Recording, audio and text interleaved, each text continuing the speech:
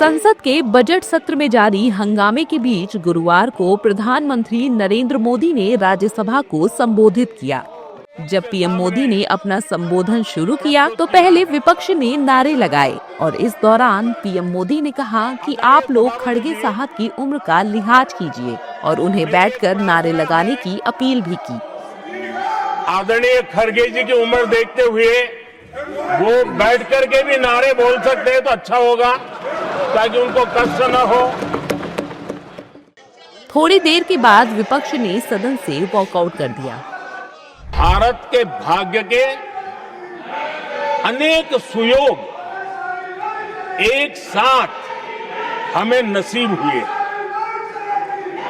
ये अपने आप में बहुत ही उत्तम संयोग है, ऐसा मैं मानता हूं। सबसे बड़ी बात है, बढ़िया तरीके से पूरी संवेदनशीलता के साथ उन्होंने दिस इज नॉट करेक्ट, इस विषय को सिट योर सीट हम सबके सामने प्रस्तुत किया है।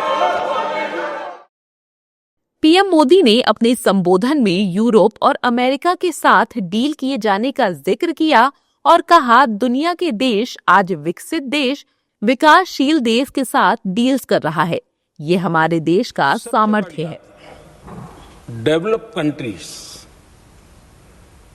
एक डेवलपिंग कंट्री के साथ डील करता है ना, वो अपने आप में भी अर्थ जगत के लिए एक बहुत बड़ा संदेश है। जब यूरोपियन यूनियन के साथ ट्रेड डील हुआ तो विश्व को एक भरोसा हुआ कि अब वैश्विक स्तर पर स्थिरता की संभावना बढ़ेगी। अमेरिका के साथ ट्रेड डील होने के बाद विश्व को और भरोसा हो गया कि जो स्थिरता की एहसास हो रहा था, अब गति का भी एहसास होने लगा है। अब विश्व के लिए शुभ संकेत। पीएम मोदी ने अपने संबोधन में देश के गरीबों को सलाम करते हुए कहा कि आज उन्होंने हमारी योजनाओं को समझा, भरोसा किया, जिससे वो खुद को आगे बढ़े और 25 करोड़ लोग गरीबी से बाहर आए। और 25 करोड़ मेरे गरीब परिवार के भाइयों ने गरीबी को परास्त किया और खुद गरीबी से बाहर आए हैं। मैं उनको सलाम करता हूं। मेरे 25 करोड़ देशवासी जो निराशा में पड़े हुए थे, दूर एक आशा की किरण दिखाई दी, उठ खड़े हुए और आज हमारे साथ चल पड़े। अपने संबोधन में पीएम मोदी ने देश के स्टार्टअप्स को सराहा और कहा कि लोगों ने स्टार्टअप को आगे बढ़ाया, जबकि कांग्रेस तो खुद के घर के स्टार्टअप को भी ऊपर लेकर नहीं जा पाए। मुद्रा योजना, लाखों करोड़ों की मदद मिली, स्वरोजगार को बल दिया। कांग्रेस ने कभी स्टार्टअप कल्चर को प्रमोट ही नहीं किया। कुछ सैकड़ों में स्टार्टअप बेचारे अपने उनको पता भी नहीं था। और इनका तो हाल ये है आदरणीय सभापति जी, अपने घर के स्टार्टअप को भी वो लिफ्ट नहीं कर पा रहे।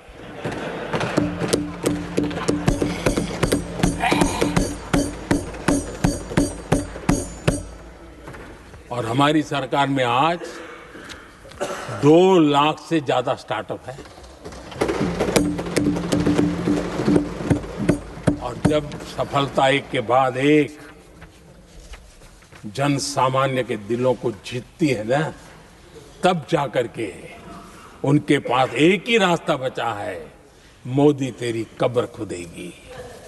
लेकिन उस हमारा याद कीजिए, बीएसएनएल को लेकर के चुटकुले चलते थे, कार्टून बनते थे।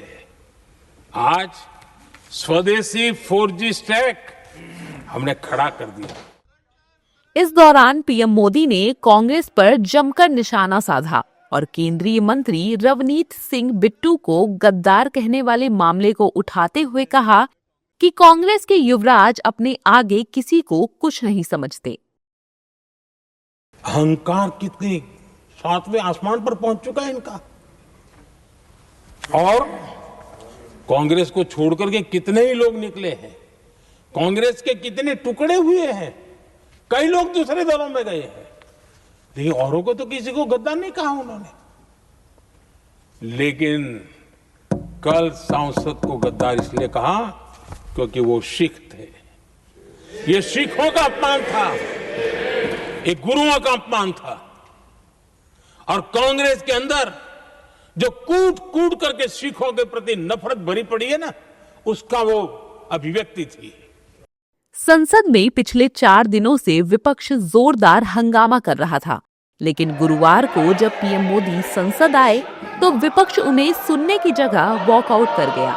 बहरहाल पीएम मोदी ने एक एक मुद्दे पर अपनी बात रखी और कांग्रेस के साथ पूरे ईडी गठबंधन को जमकर लताड़ा।